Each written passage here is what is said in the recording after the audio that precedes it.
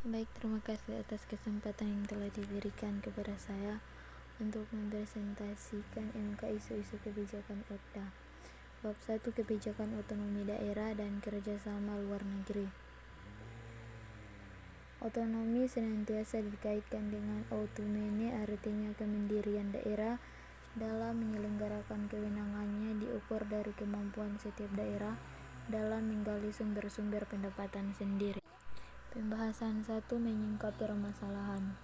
Kebijakan otonomi secara luas terkandung dalam undang-undang tentang sistem pemerintahan daerah yang ada dan berlaku selama ini. Secara umum disingkapi oleh jajaran pemerintah daerah dalam bentuk yaitu 1. Sikap optimis yang disertai kelegaraan luar biasa bahwa daerah memiliki hak politik dan hak hukum untuk mengatur urusan rumah tangganya sendiri. Dengan kewenangan desentralisasinya, daerah diharapkan dapat menunjukkan kinerja yang lebih baik dibanding pada masa berlakunya undang-undang. 2. Sikap pesimis sekaligus keraguan terhadap kesungguhan pemerintah dan manfaat kebijakan otonomi.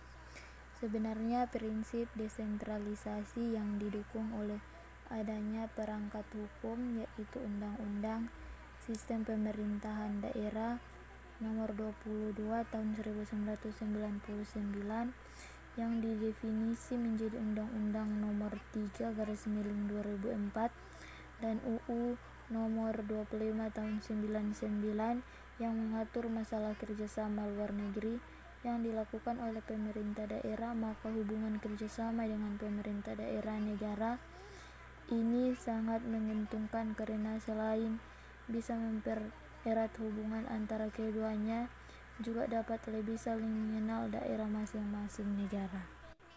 Pembahasan kedua, implementasi kebijakan otonomi daerah. Otonomi daerah atau desentralisasi. Ada 3 makna otonomi daerah yang akan menentukan efektivitas pencapaian tujuan otonomi daerah, yaitu 1. Otonomi sebagai hak atau reward, diakui, dilindungi. 2. Otonomi sebagai kewenangan atau birokratis. Dan 3. Otonomi sebagai kesanggupan atau pemberdayaan dan demokrasi. Berdasarkan makna otonomi yang demikian, suatu daerah dikatakan otonomi jika secara nyata daerah itu telah menjadi hal-hal sebagai berikut. 1. Masyarakat hukum yang meliputi proses daerah dan masyarakat sebagai responden, subjek hukum dan faktor pembuatan hukum yang harus diakui, dihormati, dilindungi dalam kerangka demokrasi.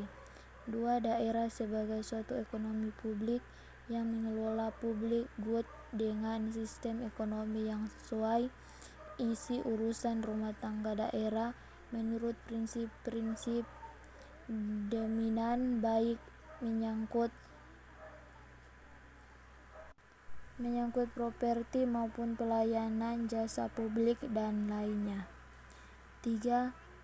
Daerah sebagai lingkungan budaya yang mempunyai sistem nilai identitas, sejarah, tradisi, dan adat istiadat yang bersifat ukuin dan heterogen.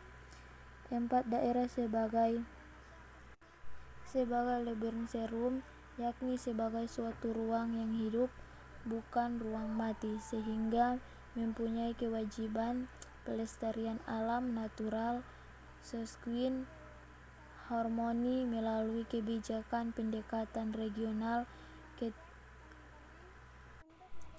kontinum desa kota dan dalam suasana kebersamaan antara sektor pemerintahan daerah yaitu masyarakat, pemerintah, dan swasta.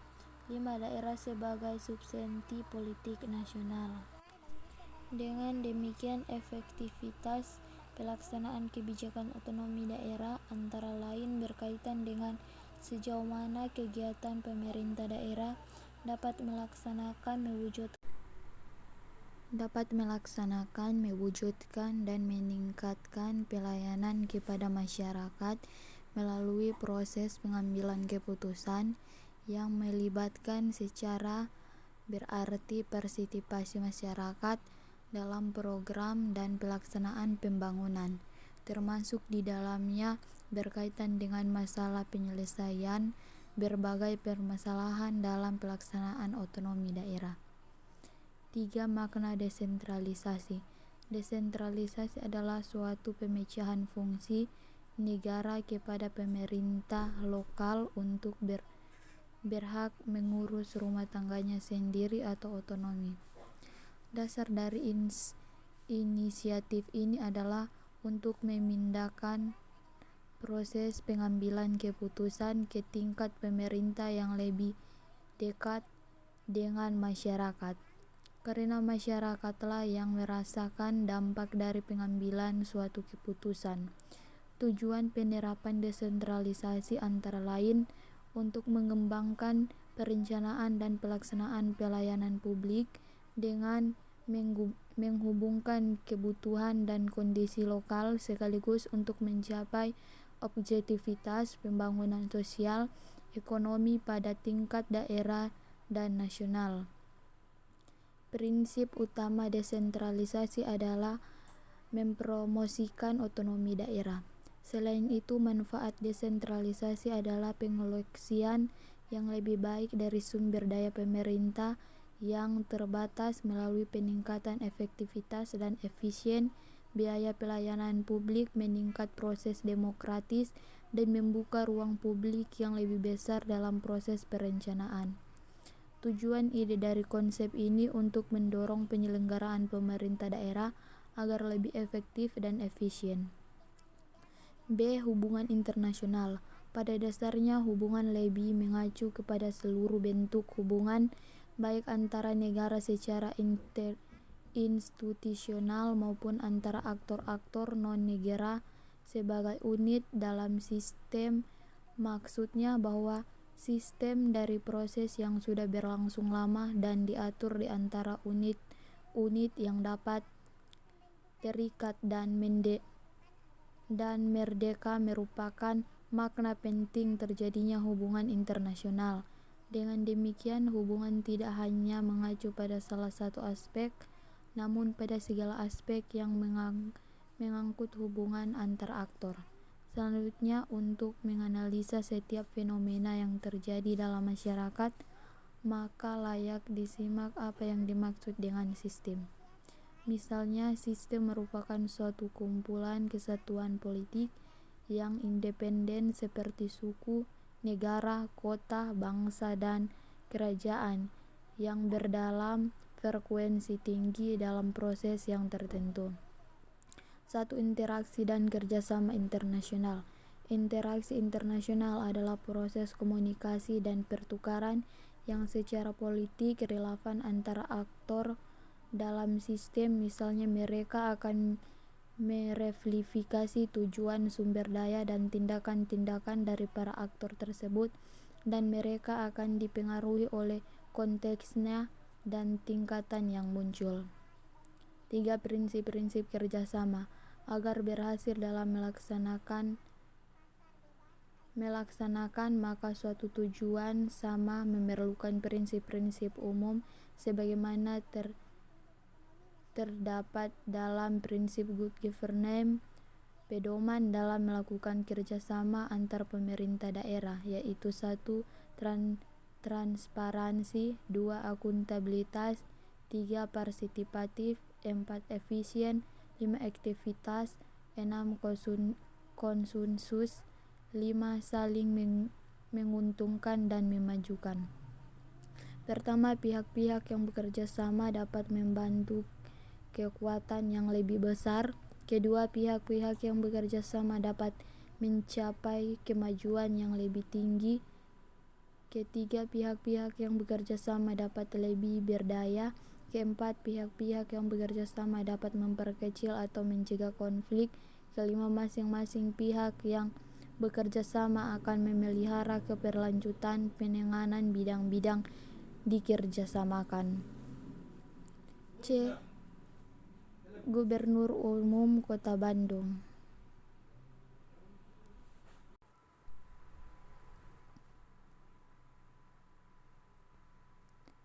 C. Gambaran umum Kota Bandung.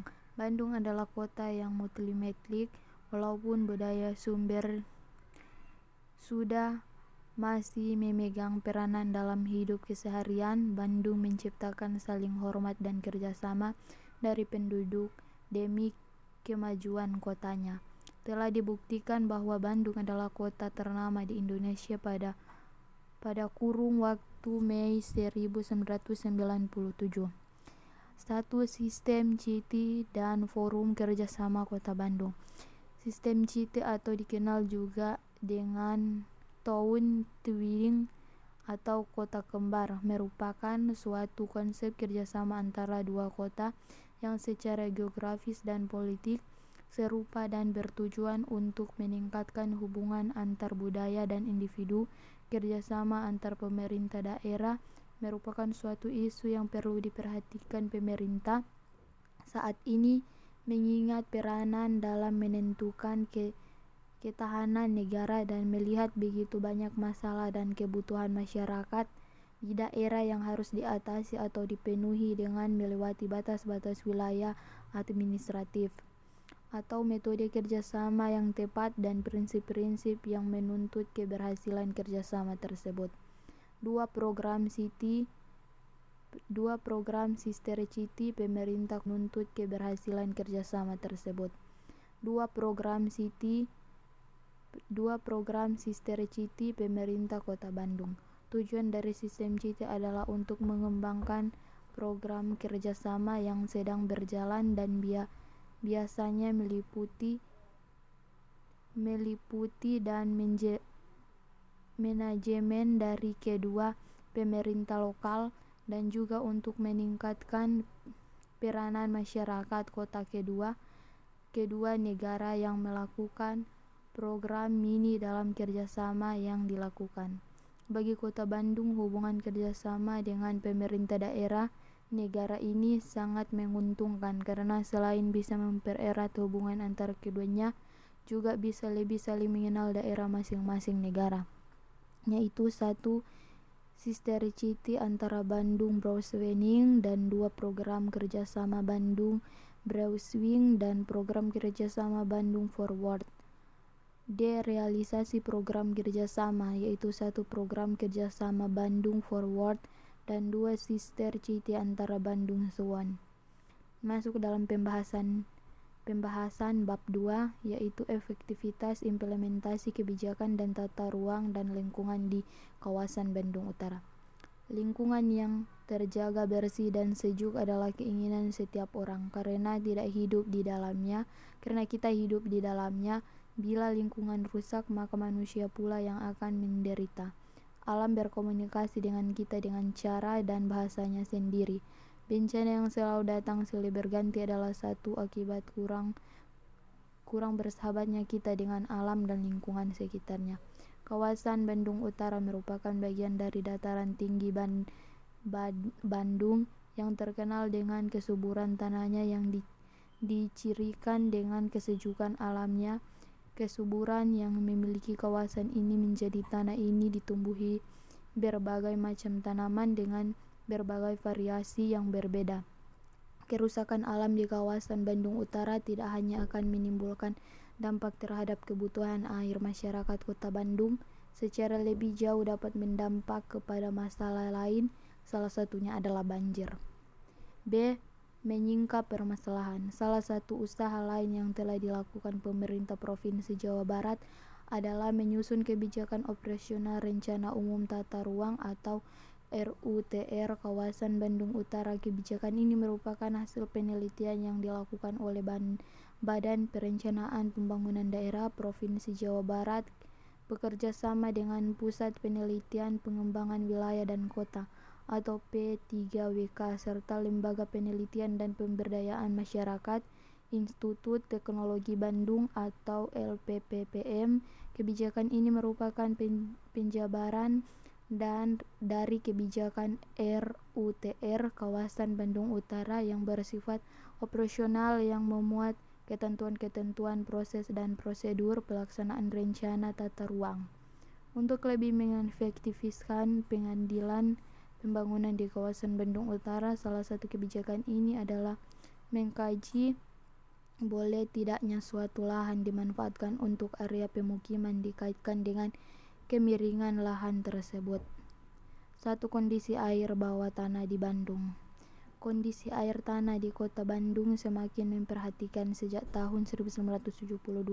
Setiap tahun terjadi penurunan muka air tanah antara 0,05 sampai 7,3 meter. Pengambilan air bawah tanah yang tak terkendali menyebabkan penurunan muka air tanah yang signifikan. Itulah pula yang menyebabkan banyak daerah di kota Bandung dan sekitarnya digolong sebagai daerah rawan dan kritis air. Bahkan penurunan muka air tanah dan yang mencapai 5-12 meter per tahun. 2. Ketidakseragaman peraturan yang mengatur kawasan Bandung Utara. Selain masalah ketidakseragaman peraturan dan perundang-undangan ini, inkonsistensi kebijakan pemerintah juga terjadi seperti yang telah dipaparkan sebelumnya. Utara sebagai kawasan lindung, namun kemudian muncul rencana baru tentang pembangunan jalan Dago Lembang. Tentu saja hal ini banyak menuai protes buntut dari ketidaktegasan pemerintah dalam penegakan peraturan tersebut, cenderung mengantar kawasan Bandung Utara ke dalam level kehancuran yang lebih parah, sehingga dampaknya tentu saja merugikan masyarakat Bandung secara keseluruhan. 3. Pihak pengembangan di kawasan utara.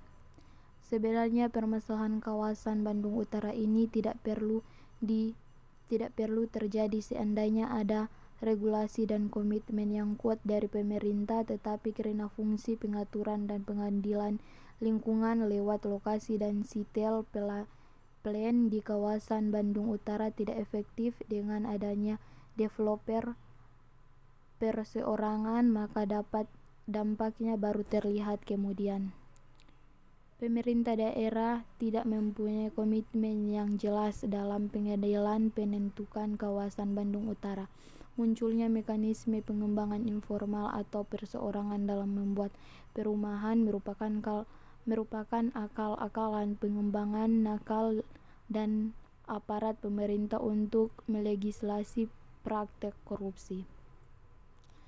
C. Keutuhan lingkungan hidup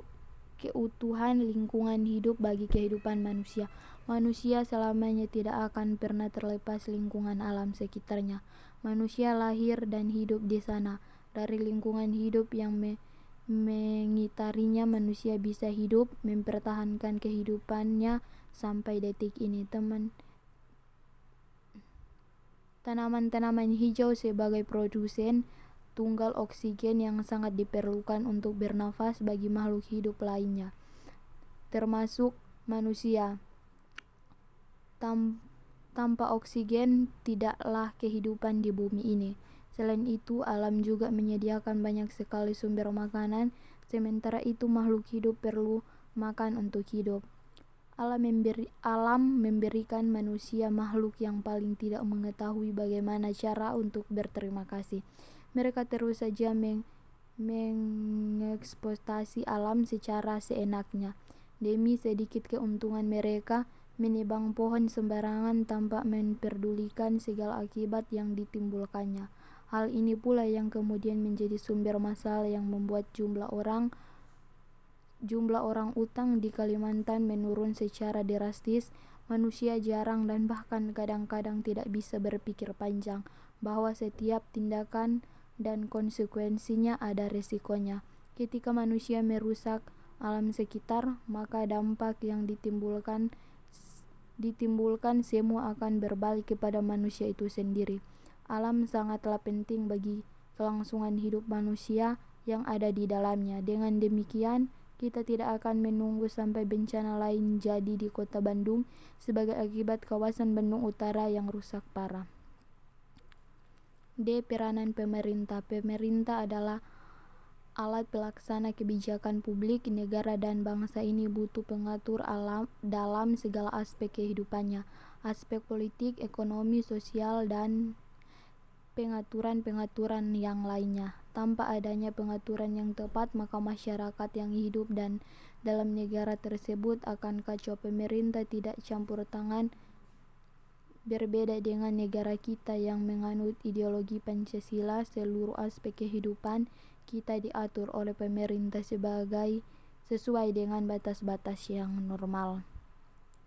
Kepentingan tata ruang menjadi bagian yang penting dalam sebuah kebijakan tentang lingkungan hidup, di mana di dalamnya terdapat 3 kegiatan, yaitu perencanaan, pemanfaatan, dan pengendaliannya. Perencanaan meliputi bagaimana fungsi sebuah lahan bisa dimanfaatkan secara optimal berdasarkan kepentingan umum. Hasil kajian tentang kesesuaian lahan. Penelitian yang dilakukan oleh Josing Wirday hasilnya menyebutkan bahwa terdapat penyimpangan penggunaan lahan yang tidak sesuai dengan kesesuaian lahan. Sebenarnya telah banyak penelitian yang dilakukan terhadap kawasan Bandung Utara ini. Hasilnya sama, bahwa kawasan telah didominasi oleh pemukiman dan pembangunan fisik lainnya. Artinya area yang berfungsi sebagai areal serapan air telah rusak, di mana daerah ini sekarang hanya bisa menyerap 30% saja dari seluruh air turun ke daerah ini. Sisanya run off ke daerah yang lebih bawah. Proses pembuatan kebijakan. Proses analisa kebijakan adalah serangkaian aktivitas intelektual yang dilakukan di dalam proses kegiatan yang pada dasarnya bersifat politis. Aktivitas politis tersebut dijelaskan bahwa proses pembuatan kebijakan dan divisualisasikan sebagai serangkaian tahap yang saling bergantung, yang diatur menurut aturan waktu dan penyesuaian agenda, formulasi kebijakan, adopsi kebijakan, implementasi kebijakan, dan penelitian kebijakan. Aktivitas yang termasuk dalam aplikasi prosedur analisa kebijakan adalah tempat untuk tahap-tahap tertentu dari proses pembuatan, yaitu 1. Permalan, 2. Rekomendasi, 3. Evaluasi. Analisa kebijakan. Metode analisa kebijakan diambil dari dan memadukan elemen-elemen dari berbagai disiplin, ilmu politik sosial, psikologi, ekonomi. Analisa ini bersifat deskriptif, diambil dari disiplin-disiplin tradisional yang mencapai pengetahuan tentang sebab dan akibat dari kebijakan publik. Namun analisa kebijakan juga bisa bersifat normal. Juga lainnya adalah menciptakan dan melakukan kritik terhadap klaim pengetahuan tentang nilai kebijakan publik untuk masa lalu, masa kini, dan masa yang akan datang. Dengan menggunakan metodologi analisa kebijakan ini, kita bisa melihat bagaimana kekuatan sebuah kebijakan efektif dalam mengimplementasikannya, baik untuk masa lalu ataupun masa sekarang. Sekian dari presentasi saya dan terima kasih.